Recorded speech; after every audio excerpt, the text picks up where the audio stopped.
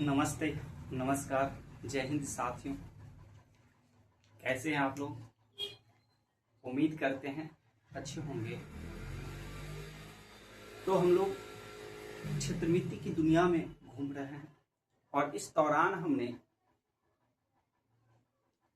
आयत, rectangle, square, वर्ग, triangle, त्रिभुज इन सबसे मुलाकात कर चुके हैं। अब हमारी मुलाकात जो है समचतुर्भुज अर्थात रोम्बस से होने जा रहा है। अब हम रोम्बस को क्षेत्रमिति की दुनिया में समझेंगे।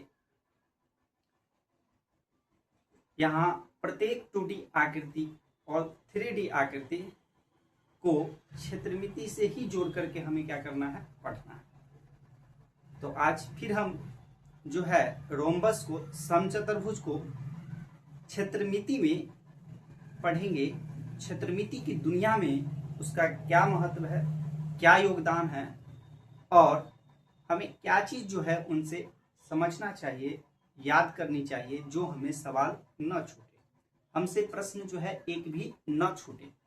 आखिर उनके लिए हमें किन किन बातों को ध्यान में रखना होगा, किन किन बातों को समझना चाहिए।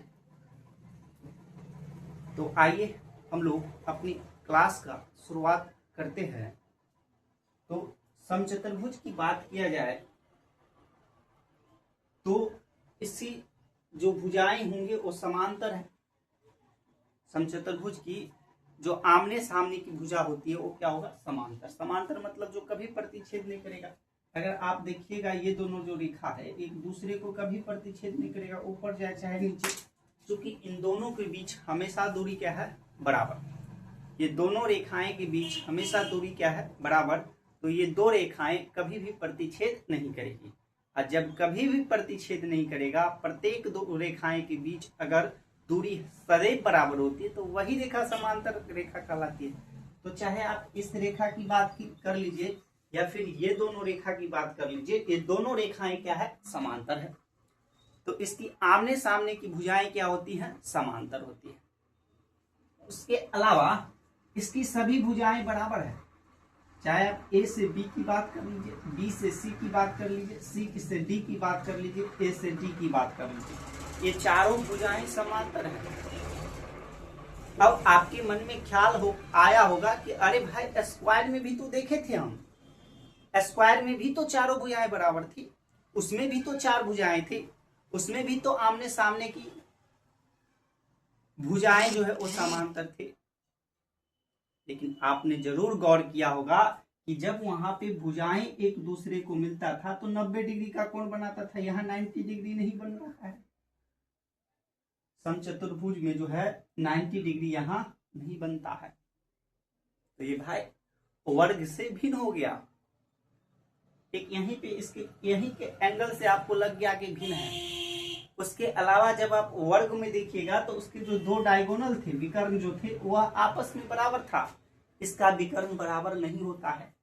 इस कोना से इस कोना खींचिए और इस कोना से इस कोना खींचिए, देखने से ही लग रहा होगा कि थोड़ा लंबा है और ये विकर्ण क्या है, छोटा है। इसमें एक विकर्ण छोटा होता है, एक विकर्ण बड़ा होगा, कभी भी विकर्ण बराबर नहीं है। तो ये कुछ अंतर है समचतुर्भुज और स्क्वायर जो है उसमें अंतर है। तो यहाँ पे 90 डिग्री का कोण बनेगा। उसके अलावा ये डायगोनल जो है आपस में बराबर नहीं होता है, लेकिन हाँ इसके डायगोनल आपस में लंबवत समद्विभाजित करता है।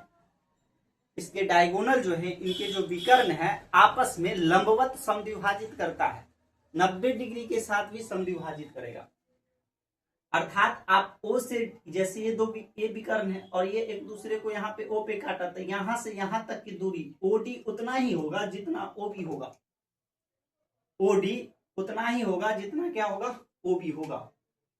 ओडी बराबर किसके होंगे, ओ बी के। और ये ओ ए उतना ही होगा जितना ओ सी होगा। लेकिन D1 और D2 बराबर नहीं होंगे।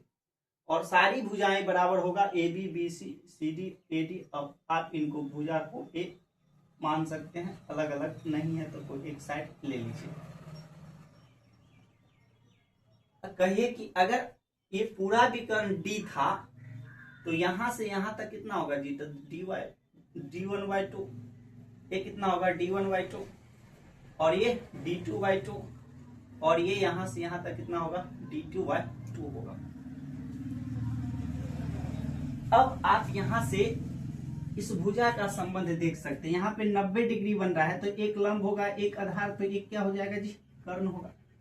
और कर्ण निकालने के लिए तो सुंदर सा फॉर्मूला है √p² + b², और p भी d1/2 का होल स्क्वायर और b d2/2 का होल स्क्वायर। जब आप इसको सॉल्व कीजिएगा तो d1/4 और d2/4, अगर आप यहां से एलसीएम ले लीजिएगा तो 4 और d1 का स्क्वायर प्लस d2 का स्क्वायर, 4 का तो वर्गमूल निकल जाएगा कितना, 2, घूंघट से बाहर निकल जाएगा ना जी, इसका जोड़ा निकल जाए लग जाए, तो इसका जोड़ा लगेगा तो 2 बाहर और रूट में बच जाएगा d1 प्लस d2 का होल स्क्वायर। ये भुजाओं के साथ इनके विकर्ण का एक सुंदर सा संबंध है, जिससे आप सवालों को लपेट सकते हैं, उसको घुसेड़ सकते हैं और आप अपने जवाब निकाल सकते हैं।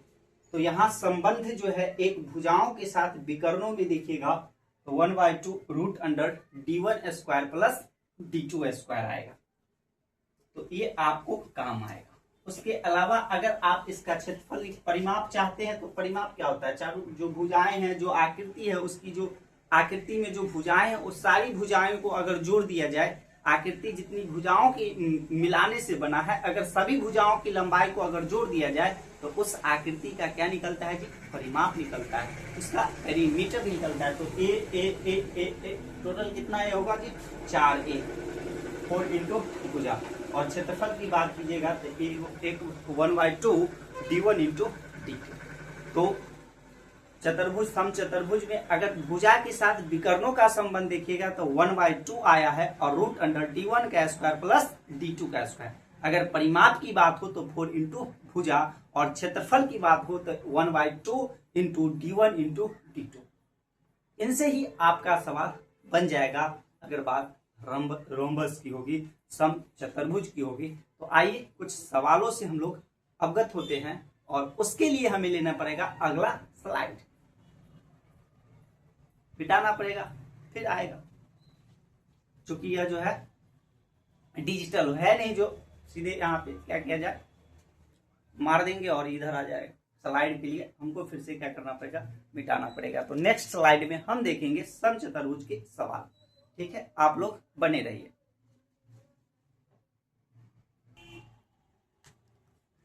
तो आइए एक सवाल हम देखते हैं। पहला सवाल है कि एक समबाहु चतुर्भुज, देखिए समबाहु चतुर्भुज, अब मान के चलिए यहाँ पे इंग्लिश में रोमबस दे दिया, अगर इंग्लिश नहीं देता तो आप तो हिंदी में कन्फ्यूजिया जाते, लेकिन कन्फ्यूजिया आने की जरूरत नहीं है। समबाहु भी हम पढ़ लिए हैं, समबाहु क्या होता है, तो वैसा जिसमें चारों भुजाएं क्या हो, बराबर हो, जिसकी चारों भुजाएं बराबर होता है वही समबाहु होगा।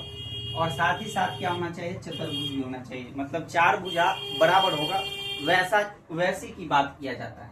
तो अब मन में तो ख्याल आएगा यार, आयत भी तो है जिसके चारों भुजाएं बराबर, वो भी तो चतुर्भुज है।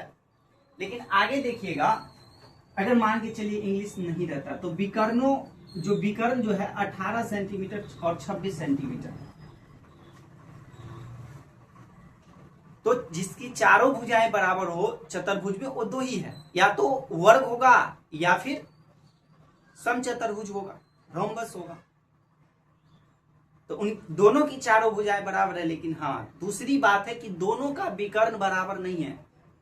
जब यदि आप वर्ग की बात कीजिएगा तो उसके दोनों विकर्ण बराबर है, लेकिन समचतुर्भुज में दोनों विकर्ण बराबर नहीं है। अर्थात ये जो है समबाहु चतुर्भुज, किसके बारे में चर्चा किया जा रहा है, तो यहाँ पे समचतुर्भुज की चर्चा किया जाता है, चूंकि यहाँ पे दोनों विकर्ण अलग अलग है। अब आपसे पूछा है क्षेत्रफल क्या होता है, तो अब ये ना बताया जी क्षेत्रफल क्या होता है, तो 1/2 d1 इंटू d2 हमसे पूछा है क्षेत्रफल, और क्षेत्रफल के लिए हमें ये पता होना चाहिए। क्या यह सवाल में है? अगर है तो सीधे डाल दो, नहीं तो व्यवस्था करो। तो जी है, ये D1 एक पहला विकर्ण और D2 दूसरा विकर्ण, दोनों विकर्ण दिया हुआ है। तो 1/2 और D1 हमारे पास है 18 सेंटीमीटर और D2 हमारे पास कितना है 26 सेंटीमीटर। 2 9 18 और 9 6 है 54 और 9 दूना 18 और 5 कितना हो जाएगा जी 23। तो 234 सेंटीमीटर स्क्वायर इसका क्षेत्रफल आ जाएगा।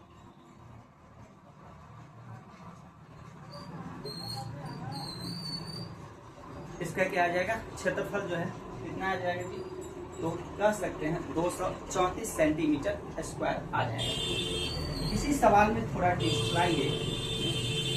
यदि समबाहु समचतुर्भुज के विकर्ण 18 सेंटीमीटर, विकर्ण को थोड़ा चेंज कर लीजिए। क्या चेंज कर लेते हैं, तो हम कर लेते हैं कि एक विकर्ण 8 सेंटीमीटर है और दूसरा विकर्ण 6 सेंटीमीटर है। तो आपसे पूछा जा सकता है कि इसका भुजा क्या होगा, इसका भुजा क्या होगा। अब समचतुर्भुज की विकर्ण दे दिया है और आपसे पूछा है भुजा, तो क्या भुजा निकालने का कोई संबंध है? तो भुजा का संबंध है जी एक परिमाप के साथ है, तो परिमाप तो है नहीं, एक विकर्णों के साथ है और विकर्ण के साथ क्या था, तो 1/2 और रूट अंडर D1 का होल स्क्वायर प्लस D2 का होल स्क्वायर, यही है। और हमारे पास D1 और D2 है, हमारे पास D1 और D2 तैयार है, हमारे पास सवाल में दिया गया है, सवाल वालों ने छापा है D1 और D2 क्या है। यहाँ पे विकर्ण दिए हुए हैं, एक 8 सेंटीमीटर है और एक 6 सेंटीमीटर है। तो 1/2 और 8 की जगह एक विकर्ण को 8 ले लेंगे और एक विकर्ण को 6 ले लेंगे। 1/2 80 होता है जी 64 और 6 6 होता है 36। 1/2 और 36 और 64 100 और 100 से घूंघट हटाइएगा तो कितना होगा 10 और 2 से काट लीजिएगा तो कितना हो जाएगा जी 5 सेंटीमीटर। तो यहाँ से आपको भुजा कितना आ जाएगा 5 सेंटीमीटर। तो यदि आपको सवाल में विकर्ण दे दिया जाएगा तो दो चीज पूछ सकता है, या तो आपसे पूछेगा क्षेत्रफल या फिर आपसे पूछ सकता है कि उसका क्या निकालिए भुजा क्या होगा। तीसरा बात और भी पूछ सकता है, अगर आपको इसी सवाल की बात किया जाए तो तीसरा नंबर क्वेश्चन को डिजाइन कीजिए कि यदि समबाहु चतुर्भुज के विकर्ण 8 सेंटीमीटर और 6 सेंटीमीटर है तो आपसे पूछ सकता है इसका परिमाप क्या होगा, इसका परिमाप क्या होगा, इसका परिमाप क्या होगा। तो इसका परिमाप क्या होगा, तो जहां तक हमें पता है कि परिमाप जो होता है, पेरीमीटर जो होता है वो कितना होता है 4 इंटू भुजा, 4 इंटू भुजा। तो भाई हमको तो भुजा पता नहीं है, भुजा नहीं ना पता है हमको। सवाल में क्या दिया है D1 और D2, क्या बिना भुजा का हम परिमाप बता सकते हैं? नहीं, हम परिमाप तभी बता सकते हैं जब हमको किसके बारे में जानकारी हो, भुजा के बारे में। तो सवाल में तो भुजा दिया नहीं, सवाल में क्या दिया है विकर्ण। तो भाई जो सवाल में दिया रहेगा उसी से ना कोई कंडीशन जरूर बनेगा। जितना व्यवस्था रहता है उसी में हमें खुश रहना पड़ेगा। भगवान ने आपको जितना दिया उसी में खुश रहिए, ज्यादा की अभिलाषा मत कीजिए। ज्यादा की चाहत रखिएगा, ज्यादा की इच्छा रखिएगा तो फिर आपको टेंशन होगा, कभी भी आप खुश नहीं रह पाइएगा। सवाल में भी वही बात है, जितना सवाल वाला ने लिख करके दे दिया, जितना सवाल बनाने वालों ने सवाल में दे दिया है, आपको उसी से हल निकालना है। आपको उन्हीं डाटा को यूज करना है, उन्हीं डाटा को घुमाना फिराना है, आखिर कैसे इसे सॉल्व करें। जितना है वही पर्याप्त है, जितना डाटा दिया रहता है सवाल बनाने के लिए उतना ही पर्याप्त होता है। बस हमें उसको बैठाना होगा, डाटा को जुगाड़ लगाना पड़ेगा, दिमाग घुमाना पड़ेगा, आखिर हम कैसे करें। तो हमें क्या चाहिए था जी भुजा। हमसे पूछा परिमाप तभी बता सकते हैं जब हमको क्या हो भुजा। लेकिन इधर D1 और D2 दे दिया, ये क्या दे दिया D1 और D2 दे दिया। तो क्या D1 और D2 से भुजा का जुगाड़ हो सकता है जी? हाँ हो सकता है D1 और D2 से भुजा का जुगाड़, क्योंकि भुजा बराबर होता है 1/2 D1 का स्क्वायर प्लस D2 का स्क्वायर। तब हाँ D1 और D2 से भुजा का जुगाड़ हो सकता है। तो जब D1 और D2 से भुजा का जुगाड़ हो जाएगा और जब हमारे पास भुजा आ जाएगा तो फिर किसका इंतजार रहेगा जी? डालना देंगे इसमें और निकाल लेंगे अपना परिमाप। तो यहाँ से हम क्या करेंगे भुजा का जुगाड़ कर लेंगे और भुजा का जुगाड़ किए हैं। भुजा कितना आया जी 5 सेंटीमीटर। और जब भुजा है तैयार तो किसका करेंगे इंतजार, डाल देंगे इसमें 4 इंटू 5 कितना आ जाएगा जी 20 सेंटीमीटर। तो अगर आपसे अब देखिए कि हमको D1 और D2 दे दिया, D1 और D2 दे दिया तो परिमाप भी पूछ लिया, हमसे भुजा भी पूछ लिया और हमसे क्षेत्रफल भी पूछ लिया। तो कोई भी डाटा हो, चाहे विकर्ण दे दे, भुजा दे दे, क्षेत्रफल दे दे, परिमाप दे दे, कोई कुछ दे देगा तो हम कुछ ना कुछ निकाल देंगे। जो भी हमें डाटा रहेगा वही पर्याप्त है। जितनी डाटा दिया गया है वह आपको सवाल बनाने के लिए पर्याप्त है। बस उसी में अपने दिमागों को उलझाइए, सुलझाइए और आपका हर एक उलझन का सुलझन मिलेगा। हर एक दवा, हर एक जो बीमारी है उसका इलाज आपको जरूर मिल जाएगा। तो आप बस सवालों को ध्यान से समझिए और आसानी से जो है अपने प्रश्नों को सॉल्व कर सकते हैं। ठीक है, तो आगे हम लोग कुछ और सवाल देखते हैं। ठीक,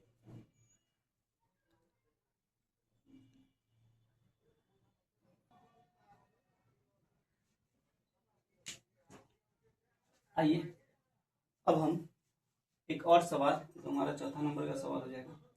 एक और सवाल से अवगत होते हैं। एक समचतुर्भुज का एक विकर्ण दिया है 16 सेंटीमीटर, आपको D1 दे दिया हुआ है 16 सेंटीमीटर।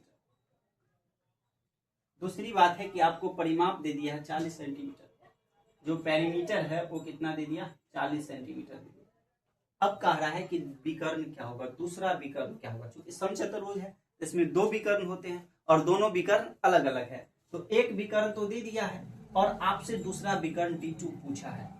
आपसे क्या पूछा है D2 पूछा है।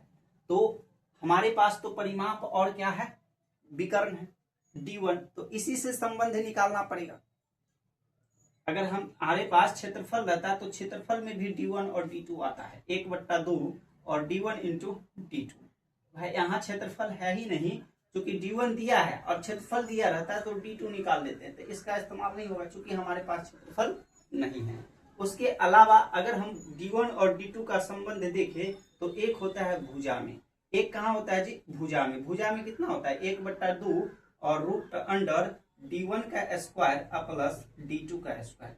तो अगर हमें चूंकि D1 पता है, आकाश हमें भुजा निकल आएगा तो हम क्या बता देंगे D2 बता देंगे। यहाँ 3 डाटा है और 3 में से कोई मिल जाएगा तो हम बता देंगे। यहाँ पर भी 3 डाटा है, अगर क्षेत्रफल निकालेंगे तो आ जाएगा, लेकिन क्षेत्रफल निकालने के लिए तो भी हमें D1 और D2 चाहिए, तो क्षेत्रफल निकालना थोड़ा मुश्किल है।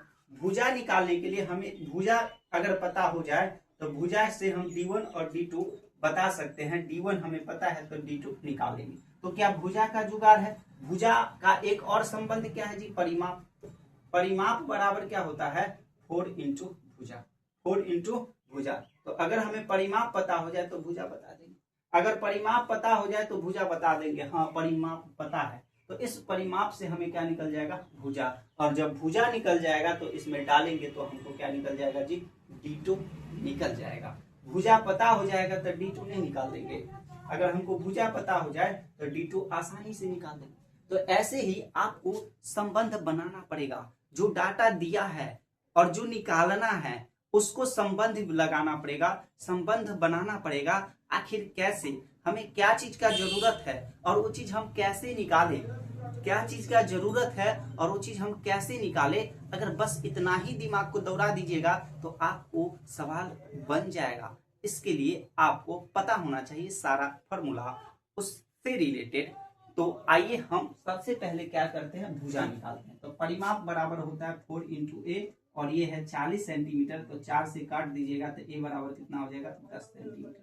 अब आपको भुजा हो गया, और जब भुजा पता है तो यहाँ से कह सकते हैं 10 सेंटीमीटर 1/2 और रूट अंडर D1 का स्क्वायर, और D1 का स्क्वायर कितना है D1 कितना है जी 16, तो 16 का स्क्वायर प्लस D2 का स्क्वायर।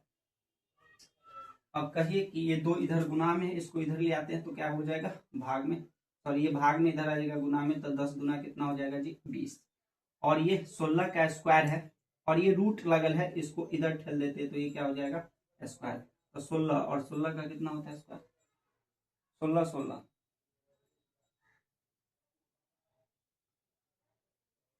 256, 16 16 कितना हो जाएगा जी 256।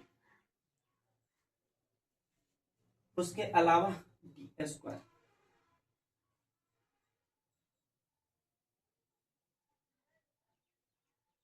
और 200, ये कितना होगा 400, और ये इधर ठेल दीजिएगा तो माइनस का 236। 10 में से 6 गया तो कितना होगा 4, 9 में से 5 गया तो कितना होगा 4, और 3 में से 2 गया तो कितना होगा 144, और इधर रूट डाल दीजिएगा तो यहाँ से D2 निकल जाएगा, और D2 इसका घूंघट हटाइएगा तो कितना आएगा जी 12। कितना आएगा जी 12। तो यहाँ से D2 कितना आ गया आपको 12 सेंटीमीटर। D2 कितना आ गया 12 सेंटीमीटर। तो आपको जो डाटा दिया जाता है, जो डाटा निकालना है, बस उनसे आप संबंध बनाइए। आपको जितना है उतना ही पर्याप्त है, जितना सवाल में दे दिया गया है बनाने के लिए उतना ही पर्याप्त है। बस थोड़ा अपने दिमाग को घुरा लेना है। अगर आप अपने दिमागों को सवालों में भ्रमण कर लीजिएगा तो आपको सवाल बन जाएगा। जो भी डाटा दिया गया है वही डाटा हमारे सवाल बनाने के लिए पर्याप्त होती है। ठीक,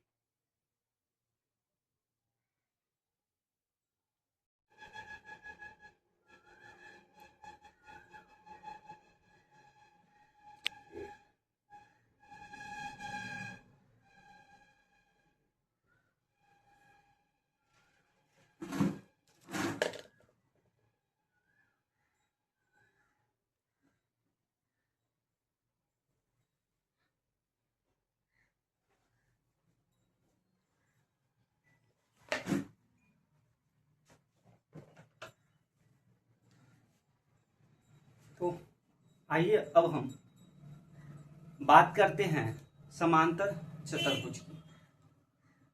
समांतर चतुर्भुज की, इसमें भी आमने सामने की भुजाएं समांतर होगी, लेकिन भुजाएं सभी बराबर नहीं होगा, सिर्फ आमने सामने की भुजा बराबर होगा। जैसे आयत में होता था, आयत में भी आमने सामने की भुजा समांतर था, और आमने सामने की भुजा बराबर भी था, लेकिन वहां पे भुजाएं 90 डिग्री के साथ कोण बनाता था, यहाँ पे भुजाएं 90 डिग्री के साथ कोण नहीं बनाएगा।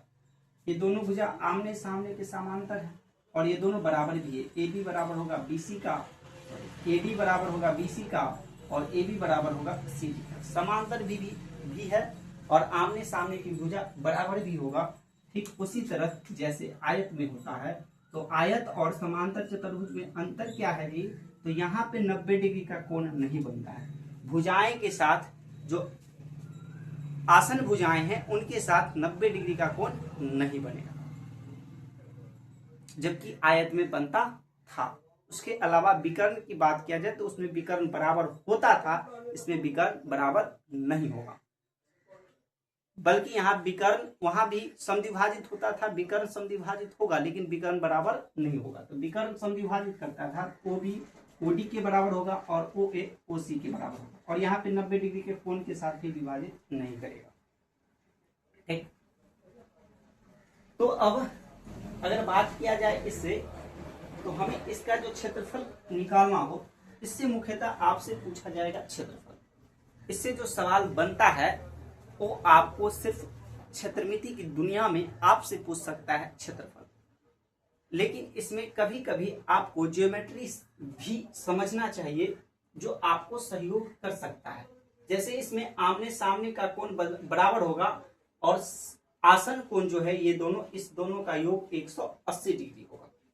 ये आसन कोण का योग 180 डिग्री होगा। देखेंगे कैसे यह आपकी मदद करेगा, यह सवाल के माध्यम से हम लोग समझेंगे। लेकिन आपको यह पता रखना है कि ये आसन कोण जो है, या फिर ये दोनों जो आसन कोण है, ये दोनों कोण का योग 180 होगा, या फिर ये दोनों जो आसन कोण है, ये दोनों जो आसन कोण है, इस सब का योग कितना होगा 180 डिग्री। दो लगातार कोण, और विपरीत कोण जो होता है आपस में बराबर होता है। जितना कोण D होगा उतना ही B होगा, जितना कोण A होगा उतना ही कोण C होगा। तो यह बात ज्योमेट्री से भी थोड़ा 2 पॉइंट हम याद रखेंगे। क्षेत्रफल की बात किया जाए तो आधार इंटू ऊंचाई होगा, लेकिन अगर आधार और ऊंचाई नहीं दिया जाए, आपको सिर्फ भुजाएं दिया है, ए भी क्या होगा, ये अगर B है तो ये भी भुजा क्या होगा B। तो अगर आपको क्षेत्रफल दिया जाए, क्षेत्रफल निकालना हो और सिर्फ आपको भुजा दिया हो, अगर सिर्फ आपको भुजा दे दिया जाए तो वैसी स्थिति में आप जो है a इंटू बी और साइन थीटा का इस्तेमाल करके क्षेत्रफल निकाल सकते हैं। आसानी से आपको क्षेत्रफल आ जाएगा a into B sine theta. वो एंगल कहीं दोनों भुजा के साथ यहाँ पर भी हो सकता है। ये आप यहाँ के भी एंगल पता कर ले, ये आप यहाँ के भी एंगल पता कर लीजिए, यहाँ के भी एंगल। अब देखिए जब थीटा दिया रहेगा तो आपको कैसे काम होगा। जैसे आपको यहाँ पे दे दिया 120 डिग्री, सपोज दैट आपको साइन में 120 डिग्री का वैल्यू नहीं पता है, लेकिन जब ये 120 होगा तो ये तो साइड ही ना होगा जी, साइड का वैल्यू तो पता है। या मान के चलिए कि ये आपको दे दिया 150 डिग्री, तो आपको साइन ए 150 का वैल्यू मान लीजिए नहीं याद है, लेकिन अगर ये 150 है ये तो 30 डिग्री होगा, और 0 से 90 तक का वैल्यू तो लगभग सबको याद ही रहता है। इससे ज्यादा याद हो या ना हो, कम से कम 0 से 90 तक का तो वैल्यू पता ही है। तो आप देख सकते हैं कैसे यह हमारी मदद कर रहा है, आसन कोण का योग। ऐसे ही आपको सवाल बनाने में काम आए। अगर आपको 150 डिग्री का वैल्यू नहीं पता था तो आपको 30 डिग्री दूसरा कोण होगा तो आप इसी कोण का वैल्यू डाल देंगे, क्या दिक्कत है। तो आपको सवाल बनाने में समस्या नहीं आएगी, ठीक है।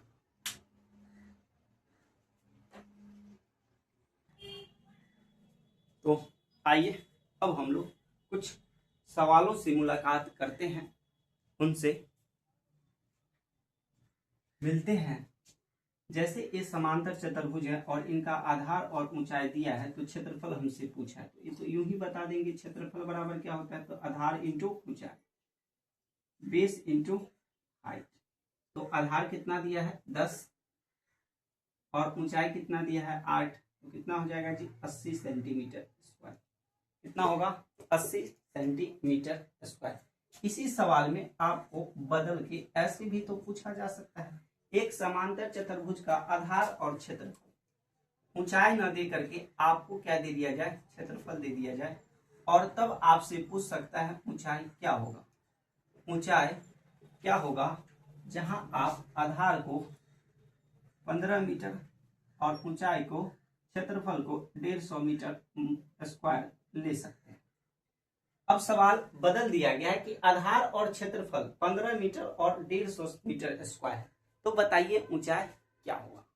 तो आपसे ऊंचाई पूछा है और दिया है आधार और क्षेत्रफल, तो यहाँ तो एक ही संबंध बनता है समांतर चतुर्भुज में, क्षेत्रफल बराबर होता है आधार इंटू ऊंचाई। अब कहिए इसमें से आपको कोई भी दो डाटा दे दिया जाए, आसानी से आप तीसरी डाटा को निकाल सकते हैं।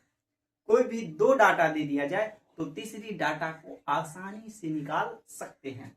तो तीसरी डाटा जब निकालिएगा तो कितना होगा जी, क्षेत्रफल आपको पता है 150 और आधार आपको पता है 15 मीटर, ऊंचाई नहीं पता, ये उधर चला जाएगा तो गुना हो जाएगा, भाग हो जाएगा, तो 15 दाही पे 150, तो एच कितना हो जाएगा जी 10 मीटर।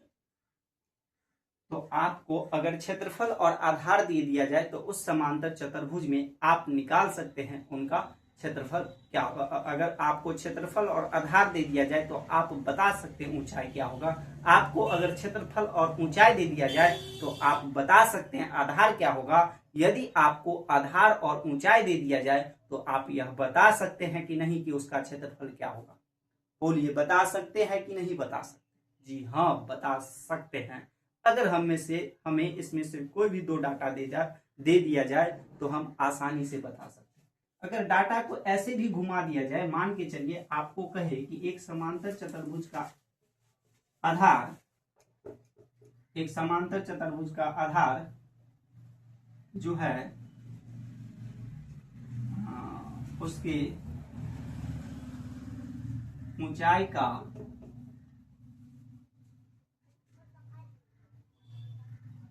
4 गुना है, 4 गुना,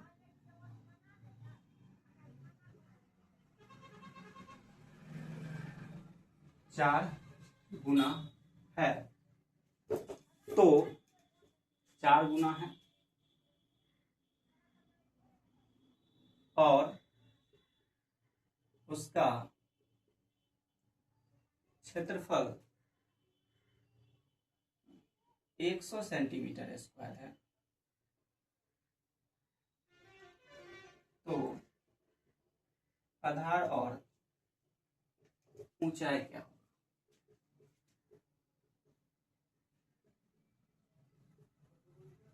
देखिए आधार और ऊंचाई यहाँ सीधा सीधा नहीं दिया है और आधार और ऊंचाई कंडीशनल दे दिया है। आधार उसकी ऊंचाई का 4 गुना है। अगर आपको h पता हो जाए, ऊंचाई पता हो जाए, मान लीजिए अगर ऊंचाई x है तो आधार कितना होना चाहिए 4x। अब तब क्षेत्रफल दिया हुआ है तो क्षेत्रफल बराबर तो यही होता है, एरिया बराबर होगा b इंटू एच। एरिया आपको 100 दिया हुआ है ये, और आधार आपका है 4x इंटू एक्स। ये 4 से काट दीजिएगा तो कितना होगा 25, और x कितना होगा x स्क्वायर 25। तो स्क्वायर को इधर भेज दीजिएगा तो क्या होगा √25, और 25 से कितना निकलेगा जी 5। तो अगर x का वैल्यू 5 यूनिट है तो आप बता सकते हैं ऊंचाई कितना हो गया 5 सेंटीमीटर या मीटर है, और ये इसका चरगुना है 4x का मतलब 4 इंटू 5, टोटल का कितना होगा 30 मीटर। तो आप इसके आधार और ऊंचाई भी बता सकते हैं। ठीक है, तो आइए अब आपको ऐसा सवाल भी तो बन सकता है कि दो भुजाएं दे दिया जाए और आपको एक कोण दे दिया जाए कि एक आंतरिक कोण जो है इसका 150 डिग्री। अब ये देखे थे तब क्षेत्रफल क्या होता है अगर हमको भुजा दे दिया जाए, तो बताए थे a इंटू बी और साइन थीटा। तो a हो गया आपका 10 सेंटीमीटर और b हो गया आपका 12 सेंटीमीटर, 10 और 12, और साइन और थीटा का वैल्यू कितना दिया है 150 डिग्री। अगर आपको साइन 150 का वैल्यू पता नहीं है कोई बात नहीं, अगर अभी हम देखे थे कि अगर ये 150 है तो अगर ये 150 है तो एक एंगल कितना होगा 30। आपको तो ऐसा तो होगा a into B sine theta अगर प्रयोग कीजिए तो 10 इंटू 12 और साइन 30 भी तो लिख सकते हैं। कोई एक एंगल ले लीजिएगा, कोई भी एंगल ले सकते हैं, चारों में से कोई एंगल का वैल्यू डाल दीजिएगा तो आ जाएगा। तो आपको अगर 150 नहीं पता है तो दोनों का योग 180 होता है, तो दूसरा कोण कितना होगा जी 30 होगा। तो अब तो पता होगा 10 इंटू 12 और साइन 30 का वैल्यू कितना होता है 1/2, 2 छक्के 12, तो 10 छक्के कितना होगा 60 सेंटीमीटर स्क्वायर इसका क्षेत्रफल हो गया। इस सवाल में एक चीज और आप निकाल सकते हैं, अगर आपसे ऊंचाई पूछ लिया जाता, सवाल सेम है, अगर आपसे ऊंचाई पूछ लिया जाता तो देखिए ये एक आकृति हुआ समांतर चतुर्भुज का, थोड़ा और ये छोटा रखेंगे इतना पड़ेगा।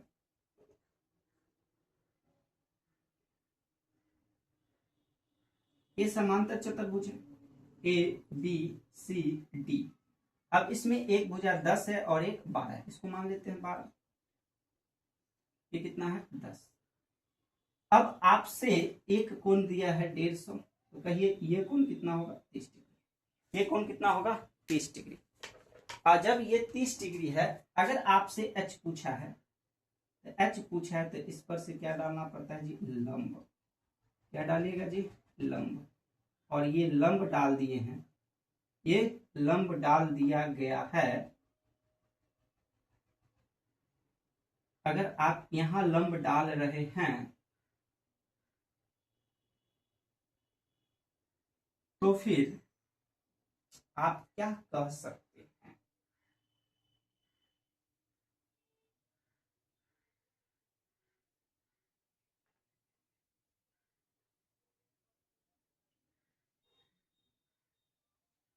अब आप क्या कह सकते हैं। तो ये जब 90 डिग्री है जी, ये 90 डिग्री है, तो साइन 90 का अगर वैल्यू लगा लीजिएगा तो ये क्या होता है p/h। ये क्या होता है साइन थीटा कितना होता है p/h। तो आपको साइन 90 का वैल्यू पता होना चाहिए, कितना होता है 1। साइन 90 कितना होता है 1, और p कितना है 10, तो h कितना होगा जी। तो यहां से ये h आपको दिया हुआ है, h ही आपको दिया हुआ है 10, तो आप यहां से p भी निकाल सकते हैं। तो इस प्रकार से अगर आपको हाइट पूछेगा तो वो हाइट भी आप क्या कर सकते हैं, निकाल सकते हैं किसी भी समांतर चतुर्भुज में। ठीक, अगर भुजा के साथ एंगल दे दिया जाए तो आप वहां से भी ऊंचाई निकाल सकते हैं। या फिर अगर आप ऐसे क्षेत्रफल निकाल लीजिए जैसे 60 सेंटीमीटर हो गया, तो फिर जाकर के आप जो है उससे ऊंचाई निकाल सकते हैं। अब ऊंचाई में इस आधार से भी निकालिएगा 10 सेंटीमीटर, तो इससे कितना हो जाएगा, 10 से भाग दीजिएगा 10 60, और इधर से 12 से भाग दीजिएगा तो कितना आएगा 12 पंचे 60। तो हम किसी भी समांतर चतुर्भुज में अगर भुजाएं और कोण देगा फिर भी क्षेत्रफल निकाल सकते हैं। अगर हमें आधार और ऊंचाई देगा फिर भी हम क्या निकाल सकते हैं, उसका क्षेत्रफल निकाल सकते हैं।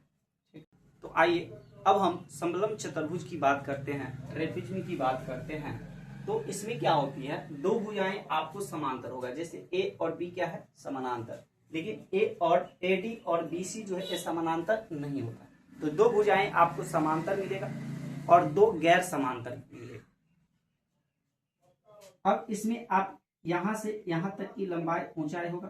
अगर मान के चलिए समांतर चतुर्भुज ऐसी हो तो यहाँ पर यही भुजा क्या हो जाएगा, उसमें अगर एक दे दे, अगर ऐसे दिया हो कि इसी समलंब चतुर्भुज में दो समांतर भुजाएं हैं और उसमें गैर जो समांतर भुजाएं हैं उसमें एक भुजाएं 90 डिग्री के साथ, तो उस समय वही एक भुजाएं जो है आपका जो 90 डिग्री के साथ होगा वही आपका ऊंचाई हो जाएगा। तो इससे आप क्षेत्रफल निकाल सकते हैं समांतर भुजाओं का योग और इंटू हाइट, ए प्लस बी, और यहाँ जो हाइट बनेगा एच वो आप निकाल सकते हैं। उसके अलावा अगर मान के चलिए ये समांतर चतुर्भुज है,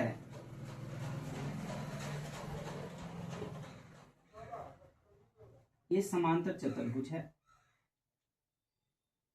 और आपको ये भुजा पता है, ये भुजा पता है और ये भुजा पता है, और ये चारों भुजाएं क्या आपको, ये चारों भुजाएं जो है आपको क्या है दिया गया है। और ये भी कह देगा कि गैर असमांतर भुजाएं जो है वो भी बराबर होगा। तो आपको अगर क्षेत्रफल निकालना हो और इस समय ऊंचाई नहीं दिया गया तो आप ऊंचाई निकाल सकते हैं। अगर ये लाइन खींच दीजिएगा तो कहिए जितना ये था, अगर ये दोनों भुजाएं दिया है जितना ये होगा उतना ही ये भुजाएं होगा। आप ये भुजा को भी क्या ले दीजिए सी, और जब यहाँ से जितना यहाँ से यहाँ तक था उतना ही यहाँ से यहाँ तक है, तो आप इस पूरा में से अगर ये घटा दीजिएगा तो ये आपका ये वाला पार्ट आ गया। तो एक प्रकार से यह क्या आ गया, त्रिभुज आ गया। अब उस त्रिभुज का क्षेत्रफल निकालेंगे तो वहां से ऊंचाई आ जाएगा, और जब ऊंचाई आ जाएगा तब हम आसानी से जो है इसका क्षेत्रफल ट्रेपेजियम का बता सकते हैं। लेकिन ज्यादातर संभावना है कि समांतर भुजाओं दे देगा और साथ ही साथ ऊंचाई दे देगा, तभी जाकर के क्षेत्रफल पूछ सकता है। या फिर समांतर भुजा दे दिया है और वहां पर क्षेत्रफल दे दिया है तो ऊंचाई पूछ सकता है, या फिर ऊंचाई दे दिया है एक समांतर भुजाएं दे दिया है तो दूसरा समांतर भुजा पूछेगा, उसके लिए आपको क्षेत्रफल जरूर दिया होगा। तो इन्हीं तीन चीजों में से यहाँ पे एक समांतर भुजा है दो, और एक ऊंचाई है, और एक आपका क्षेत्रफल है। तो चार जने हुआ यहाँ, एक दो तीन और एक क्षेत्रफल 4, तो 4 डाटाएं हैं। इन 4 में से कोई 3 देगा तो आपको चौथी पूछ सकता है। इन चारों डाटा में से कोई 3 देगा तो आपसे चौथी डाटा पूछा जा सकता है। ज्यादातर संभावना ऐसे ही है। वैसे सवालों के माध्यम से हम लोग देखेंगे कैसे कैसे सवाल आते हैं। ठीक है,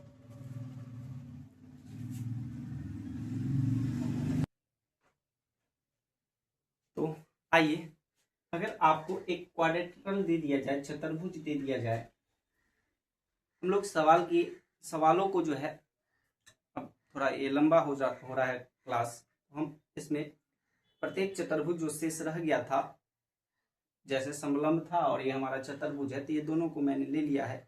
इनके जो फॉर्मूला होगा जो हमें याद करना है, उसके अलावा हम जब PYQ लाएंगे तो उसमें अब हम जो है सारे 2D एक सर्किल भी देख लेते हैं, और सर्किल जब हो जाएगा तो जितने भी 2D के सवाल हैं उन सारे PYQ को एक साथ हम सारे प्रश्न को सॉल्व करने वाले हैं। और एक बार जब हम 3D पढ़ लेंगे तो 3D के PYQ को एक साथ ले आएंगे और साथ ही साथ कुछ प्रैक्टिस क्वेश्चन तो हम लोग करते ही हैं, तो PYQ भी हम एक साथ ले आएंगे। तो थोड़ा क्लास लंबा हो रहा है, तो मैंने इसको शॉर्ट करते हुए चाहा कि इसमें सिर्फ हम फार्मूला डिस्क्राइब कर देते हैं दोनों को और आपको समझा देते हैं कि कैसे सवाल बन सकता है और सवाल आएगा, हमें क्या याद करना चाहिए, हमें क्या समझना चाहिए, ये चीज़ हम जान लेते हैं, ताकि जब हम सवाल से मिलेंगे, जब हमें सवाल से मुलाकात होगा तो उसका बहुत बढ़िया से खातिरदारी करेंगे।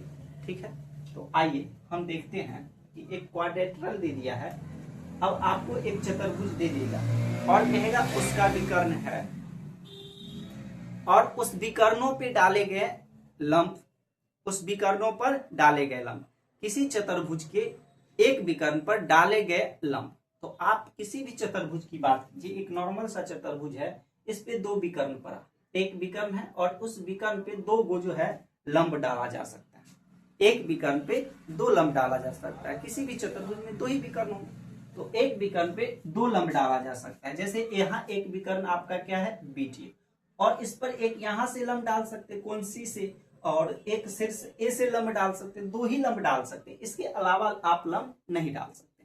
या फिर आप जब विकर्ण AC लीजिएगा तो उस पर भी दो ही लंब डलाएगा, एक D से लंब डालना होगा और एक B से।